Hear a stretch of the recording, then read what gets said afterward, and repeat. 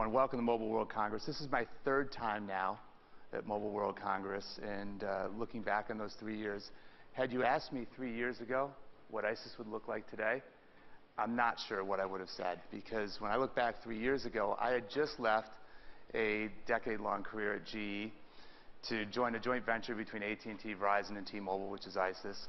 And our plan on day one was pretty simple. What we were going to do was we were going to reinvent the payment space in the United States by doing three things. First, we were going to build a brand new payment network to compete with Visa and MasterCard and put them out of business. Second, we were going to give every single customer in the United States a brand new credit card and a brand new debit card. And then the easy part. We were going to go out and convince hundreds of thousands of retailers to adopt this brand new system. So, with the plan in hand on day one handed to me, what better way to get started than to go out and call a press conference and tell everybody what we're going to do. So we did. We went out and we called a press conference. We let the world know what our strategy was. To say the feedback came fast and furious would be an understatement. First from the press, what are you thinking? Secondly, from the payment, from the payment operators, are you nuts? And then finally, one prominent industry executive at the banking side came up to me and said, it's real simple. I give you 90 days, you're dead, get your resume together. You're out of here. So I can tell you from experience, there's nothing like a crisis to get you focused. So we stepped back and we said, well, how should we do this? What should we do as an industry? How can mobile payments come together? And what we found was we found out that rather than competing with every single player in the ecosystem, what we needed to do was we needed to enable them. We needed to take what was already in your wallet today and we needed to make it better. We needed to make it safer. We needed to make it more secure. And out of that crisis actually emerged the 4 principles that guide our business to this day. And those 4 principles are, first and foremost, number one, if you're to scale this business, the consumer must remain in control of their wallet. It's their data, it's their cards, it's their information. They must remain in control. Secondly, any mobile wallet that's going to scale globally must respect the privacy of its tenants. You cannot build a successful ecosystem on stealing information from your partners. And then the third thing we learned, and I was glad to hear Michael Corbett talk quite a bit about it has to be secure. You have to build it. Security cannot be an afterthought when you're building a mobile wallet. This is somebody's money. And last but not least, and we learned this in our pilot markets in Austin and Salt Lake City, it needs to be simple and it needs to be built from a customer's point of view. And we're going to talk a lot about that today. So why does it matter? Why getting mobile pay? Why do we need to get mobile payments right in the first place here? Well, first off, in the U.S. alone, it's a $4 trillion of spend goes through plastic. There's about 100 billion transactions, and it's about $180 billion in revenue as an industry. That makes it bigger than the wireless industry in total. Secondly, it's incredibly personal. This is your credit. This is your banking information. It's where you shop. It's what you buy your kids. It's where you go on vacation. And with that personal information comes responsibility. You cannot take this lightly. And third, at least in the United States, is we're dependent on 40-year-old technology, the mag stripe that's been around since the days of the 8-track tape. And you know what? Consumers in the U.S. have just about had it. In the last 5 years, we've lost over $250 million card records for U.S. consumers. That's basically one card for every single man, woman, and child. In fact, I came home about 3 weeks ago to my lovely wife, and she was standing there in front of the door holding up a notification from one of these companies on this screen. And all I heard all night long from her was, you better get this right. And I can tell you, there's only one thing when I have in terms of domestic policy, it's happy wife, happy life. So I can't imagine what it was like for the millions of other people out there getting that same notification. So we went out, and we were thrilled to see that Target's CEO announced that they're going to get behind EMV. We thought that was a huge step forward. But what we didn't know is we didn't know, well, if consumers want something more secure, do they simply want to take the cards that they have today, and do they want to, enhance them? Or do they want to go a step further? Do they even care about mobile? So we went out and we asked them, we said, if you had an equally secure opportunity to basically enhance the card you have today or go to mobile, what would you do? And the results surprised even us. 2/3 of the United States customers said they would rather just simply skip beyond chip and pin and move directly to the mobile phone to have a more secure technology. So when you move from there, when I step back from that and I look at it, the one thing that has been surprised me about this industry is it's like the fable of the 5 blind men and the elephant. Everybody has a point of view of how this should happen, but nobody's stepping back and seeing the bigger picture. And for us, the lesson learned that we learned in our pilot markets is the bigger picture is the consumer. What does the consumer want? Right? And if you look at this, and you look at it today, it's pretty logical. From a bank's perspective, it's pretty simple. They've got a card with the consumer. Maybe they have an opportunity to add an app to the consumer. That's fantastic. But what the bank doesn't see is they don't see the 5 or 6 other cards that the consumer has. And why should they? It doesn't make any sense. If you're a retailer, you have a loyalty card. And by the way, you could probably get them to download an app for you. But do you care or do you see the 15 other loyalty cards that the consumer has? If you're a packaged goods company, you're probably sending out coupons, most likely through dozens of different channels. But do you care, honestly, about the 300 other coupons the consumer is going to receive that month? Probably not. So when you step back and you look at this, what you see the industry, and you look at it from the consumer's perspective, and you take a bigger look at this, what you see is you see 20 different companies asking you to download 20 different apps, probably register those 20 different apps, remember PINs and passcodes for 20 different apps. Is that something that scales? Well, probably not. As consumers, you'll adopt 1 or 2 of these apps, but you probably won't adopt all of them. So you're never going to achieve the scale of what we're looking for here. So we went out and we asked, well, intuitively that seemed to make sense. We went out and asked consumers, first off, are they interested in a mobile wallet? And consistently, you can see on the left-hand side of this chart, we find that roughly 50% of the consumers are interested in a mobile wallet. A technology doesn't even exist today. And then we said, well, would you be more or less interested if it meant using one app for everywhere you shop versus using an integrated app? And what you can see is you can see the results on the right-hand side of this chart, 3 times the level of interest out there. So what's it going to take to make this happen?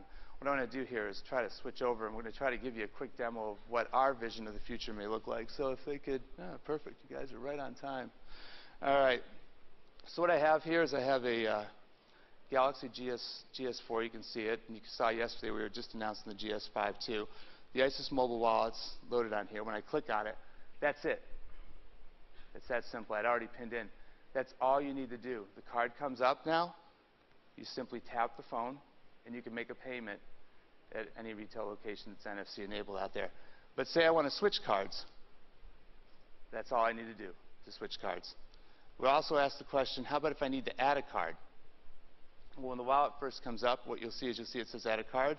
You can simply go to the bank listing here and say I want to add a Chase card. Now, hopefully, if the Wi-Fi here is working, we'll be able to show you this.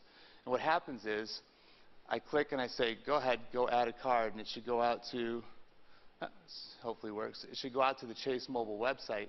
And what happens is it automatically single sign-ons me into the Chase mobile website, and it allows me to add the card through Chase. So you can see here, live, I could just simply go to the Chase site and then add the card, simply enter my information, say send, and no longer do you have to wait 7 to 10 days for your plastic to arrive.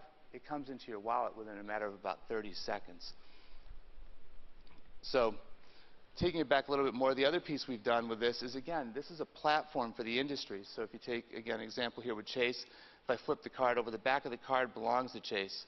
I can also go to the card details, and I can single link directly into Chase's mobile website. Because Chase has embedded their credential onto the phone, they now have control over the customer. We've also taken it one step further. If you take a look here, the Serve product with American Express, and you flip this card over, you can see on the back of the card, we've reinvented the back of the card. We've gotten rid of that dead piece of plastic, and we've brought the card to life. We put information that the consumer wants right at the retail moment of purchase, their balance, their information, the ability to add funds, the ability to send money to their friends. This is all about breathing life into plastic. But this is just the first part. This is the banking part. If I flip to the side here, you can see I can also add loyalty cards. In this case, I've added my Coca-Cola and my Toys R Us loyalty card. And when I tap this phone at about 30,000 Coca-Cola machines around the United States, it automatically delivers my loyalty card. No needing to remember, no need to deep in my pocket, pull out another card and swipe it or scan it or retailer. It just happens automatically for me. And you can also see here, you can favorite a number of stores and brands. So for our retail partners, you can decide who you want to partner with here. They can put their name. And then when you favorite them, what happens is we give the retailer space. The retailer can now deliver their coupons and offers directly into the wallet. And if I want to use this coupon, this example is Jamba Juice. If I want to use my free smoothie coupon, I just simply say, use the free smoothie coupon.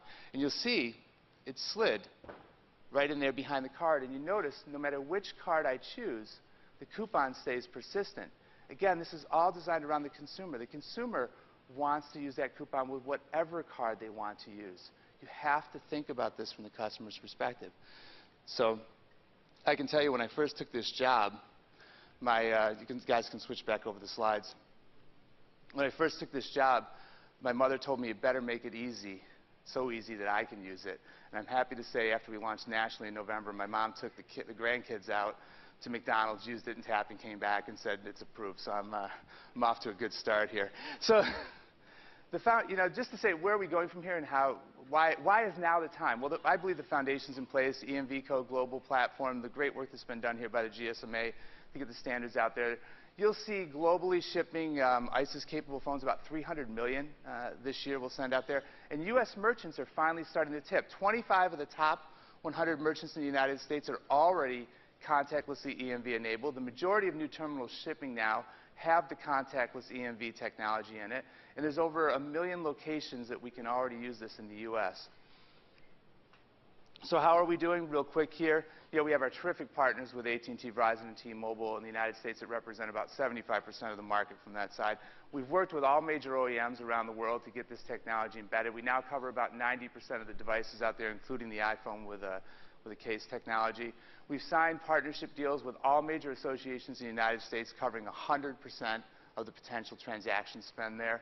We've come, as you've seen in the wallet here, we have issuing partnerships with Chase, American Express, and Wells Fargo, great blue chip brands that cover about 100 million cards.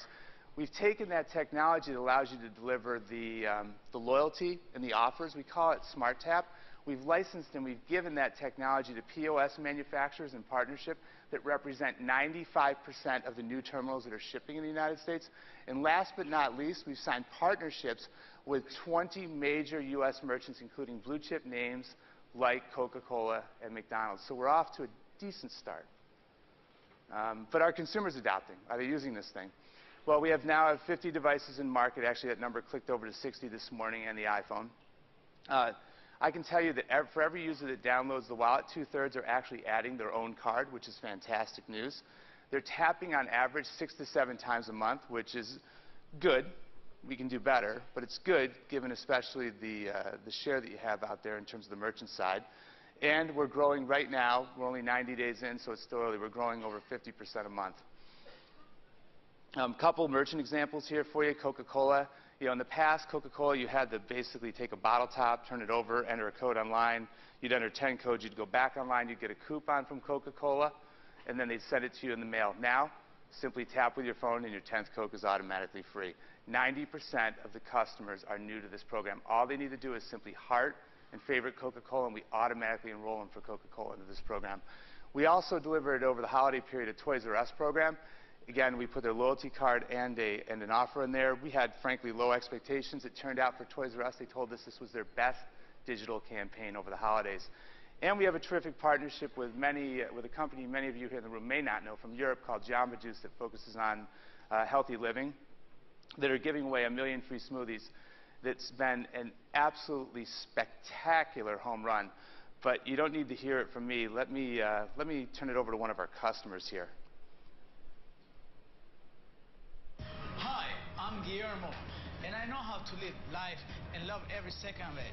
Do you want to feel like Hollywood big shot and don't have to pay for anything?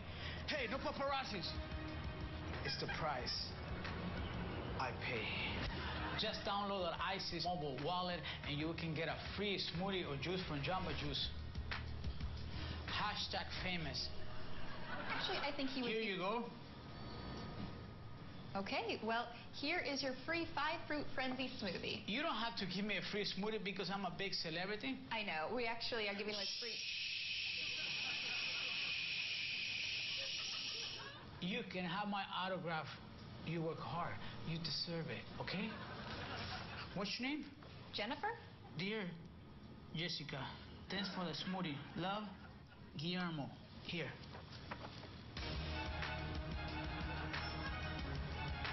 You're welcome. Ciao. Download the ISIS mobile wallet from the Google Play Store to get your free 12-ounce juice or small smoothie from Jamba Juice today.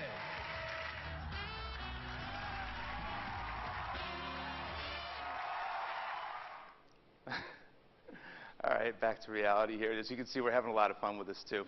So, yeah, just to wrap it up here for you, this can't be just about ISIS, right? It's our job to build an ecosystem around this, much like the GSMA team probably did in the 1980s. We need to get together as an industry. And I think that history can be a great teacher around what we need to do here. If you look back,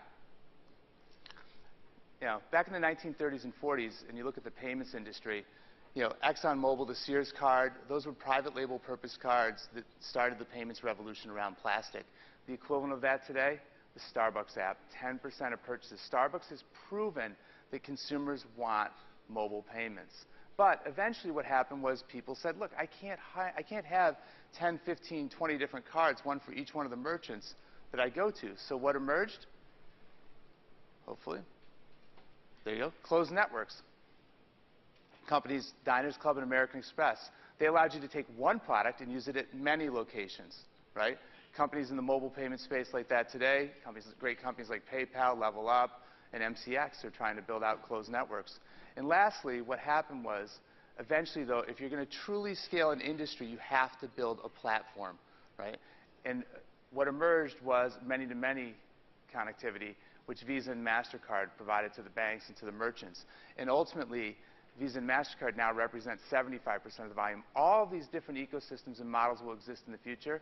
What I would challenge all of you in this room to do as you walk away today is say, how can you help build the mobile payments ecosystem of the future? We have to do this together. Thank you.